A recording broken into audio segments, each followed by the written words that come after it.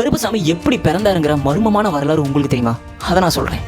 ராமருக்கும் சீதைக்கும் eleven சொல்லிட்டு ஒரு பையன் இருப்பாங்க. அந்த பையன் பார்த்தீங்கன்னா ரொம்பவே சுட்டி பையன். ஸோ சந்தோஷமாக வாழ்ந்துட்டு இருக்கான். சீதாக்கு பார்த்தீங்கன்னா ஒரு தடவை வெளியில் போகிற வேலை வந்துடும். அப்போ பார்த்தீங்கன்னா வால்மீகி முனிவர்னு ஒருத்தர் இருப்பார். அவர்கிட்ட அந்த லவனை கொடுத்துட்டு போகிறாரு, பார்த்துக்கோங்க இந்த மாதிரி நான் வெளில போயிட்டேன்னு சொல்லிட்டு. அந்த வால்மீகி முனிவரும் வீட்டுக்கு வெளியில் அந்த பையனை விளையாட வச்சுட்டு உள்ளே போய் அவரோட வேலையை பார்த்துட்டு இருப்பாரு. சீதா தன்னோட வேலையெல்லாம் முடிச்சுட்டு வால்மீகி வீட்டுக்கு வருவாங்க. வந்து வெளியில் விளையாண்டுருந்த அந்த லவனை கூட்டிகிட்டு சீதா கிளம்பிடுவாங்க. அப்போ பார்த்தீங்கன்னா வால்மீகி முனிவர் வெளியில் வந்து தொலைவு பார்த்துரு எங்கேங்கிறத லவனை காணும். சீதா கிட்ட நம்ம என்ன சொல்லணும்னு சொல்லிட்டு அவர் பயந்து போய் லவனை மாதிரியே ஒரு பையனை உருவாக்குன்னு சொல்லிட்டு தன்னோட சக்தியை வச்சு லவன் மாதிரியே ஒரு பையனை உருவாக்குறாங்க. உருவாக்கி சீதா கிட்ட போய் கொடுக்குறாங்க. அப்போ பார்த்தீங்கன்னா லவன் அங்கே இருக்கிற தெரிஞ்சுக்கிட்டேன் அந்த வால்மீகி முனிவர் சீதா கிட்ட மன்னிப்பு வைப்பாங்க. இருந்தாலும் சீதா அந்த 2 பசங்களையும் நல்லா வளர்த்துட்டு இருப்பாங்க. அப்போ பார்த்தீங்கன்னா ராமர் திரும்பவும் வீட்டுக்கு வருவார். வீட்டுக்கு வந்த ராமர் பார்த்தீங்கன்னா சீதாவை தீ குளிக்க சொல்கிறாங்க. அந்த நெருப்பில் போய் விட சொல்லுவாங்க பார்த்தீங்கன்னா அந்த மாதிரி தீ குளிக்க சொல்கிறாங்க. அப்போ சீதா மட்டும் இல்லாமல் அந்த 2 பசங்களும் சேர்ந்து மொத்தம் 3 பேருமா அந்த தீயில போய் குதிக்கிறாங்க. குதிச்ச உடனே அந்த சீதாக்கு எதுவும் அதெல்லாம் அந்த லவனுக்கு எதாவது. ஆனால் அந்த வால்மீகியால் உருவாக்கப்பட்ட அந்த பையனை பார்த்தா குஷன், அந்த குஷன் பார்த்தீங்கன்னா நெருப்பிலே கருகி போய் அங்கேயே இறந்தே போயிடறாரு. அதுக்கப்புறம் தான் உண்மைலாம் தெரிஞ்ச வந்த அந்த ராமர் அந்த நெருப்பில் எரிஞ்சு போன அந்த குஷனை பார்த்து கருப்பா எந்திரிச்சு வெளியே வாடா அப்படின்னு சொல்கிறாரு.